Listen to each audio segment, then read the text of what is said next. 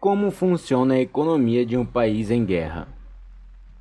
No início dos anos 40, a expressão economia de guerra foi utilizada em vários livros e publicações acadêmicas, a fim de explicar as ações dos governos envolvidos na Segunda Guerra Mundial. Em um artigo do economista norte-americano James Kennett, é explicado que a economia de guerra é um conjunto de práticas econômicas aplicada com o objetivo de estabilizar a economia de um país durante um período histórico específico. Uma dessas práticas é a expansão dos gastos públicos. Isso porque, para que consiga lidar com uma guerra, por exemplo, o governo deve financiar o aparato militar e destinar recursos para proteger o território do país e para garantir o bem-estar e a integridade da população. Além do aumento dos gastos, de acordo com o economista Peter Hulett, que analisou a atuação de líderes mundiais na Segunda Guerra Mundial, também é importante que o governo planeje e haja com rapidez durante uma guerra. Por exemplo, cabe ao governo ordenar a imediata construção de centros médicos e a contratação de profissionais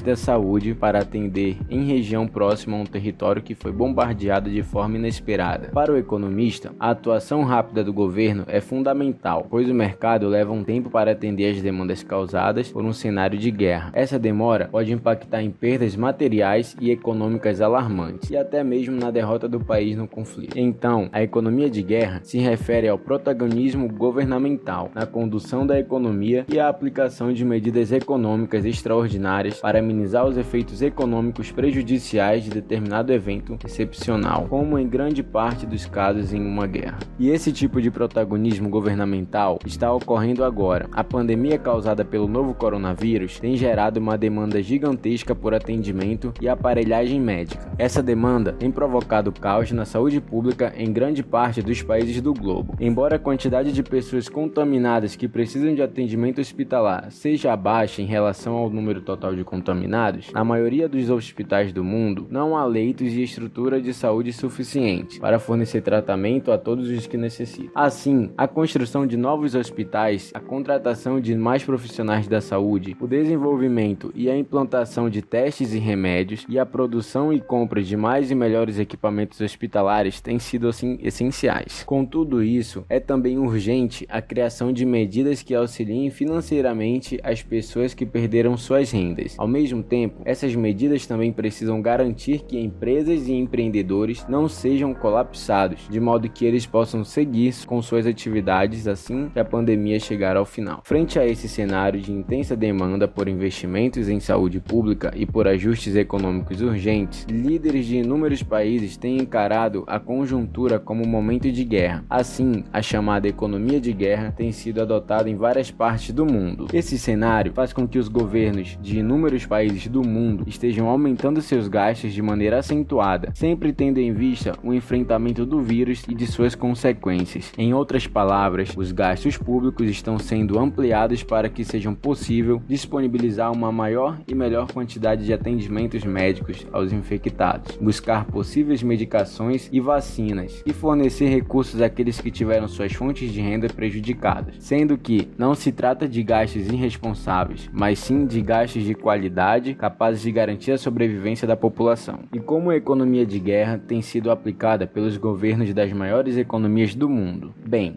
nos Estados Unidos, o Congresso aprovou um pacote de 2 trilhões de dólares a serem destinados ao combate à pandemia. É o maior pacote aprovado na história do país. Desse montante, 150 bilhões serão destinados ao sistema de saúde. Outros 500 bilhões serão utilizados para a criação de um fundo de socorro a grandes empresas. O governo britânico, por sua vez, articulou uma política emergencial de renda com foco nos trabalhadores autônomos, que pagará o referente a 80% dos vencimentos mensais médios desses trabalhadores nos últimos 3 anos, com limite de até 2.500 libras por mês. O primeiro-ministro Boris Johnson também anunciou a liberação de um pacote de 350 bilhões de libras para socorro das empresas. Na França, 45 bilhões de euros serão utilizados para amparar empresas e trabalhadores. 300 bilhões de euros serão utilizados para créditos às empresas e 1 bilhão de euros serão aplicados como garantias a empréstimos empréstimos bancários. Na economia de guerra, também haverá reconversação produtiva, que é o processo em que as empresas passam a produzir bens para os quais elas não são destinadas. Por exemplo, uma empresa de motores automobilísticos passa a produzir armamentos. Esse processo pode se constituir tanto por exigência do governo ou pelo estabelecimento de um acordo com as empresas. Em uma guerra, a reconversão produtiva geralmente tem como finalidade a produção em larga escala de comida, roupas, armas e munições. Por outro lado, durante a pandemia de Covid, os governos têm exigido ou acordado com as empresas que passem a produzir equipamentos médicos hospitalares. Nos Estados Unidos, por exemplo, o presidente Donald Trump trouxe de volta em 2020 uma lei de 1950, a Lei de Produção de Defesa, que autoriza o governo a intervir na indústria com o intuito de reorientar a produção industrial do país em tempos de guerra. Contudo, enquanto o intuito de criação da lei era suprir o país com armamentos e insumos básicos durante a Guerra da Coreia, a intenção do governo norte-americano em trazer essa lei para os dias atuais tem o objetivo de ampliar a disponibilidade de respiradores e equipamentos hospitalares. É justamente aí que mora a diferença entre uma economia de guerra aplicada em um período de conflito e a economia de guerra usada para conter a pandemia do novo coronavírus.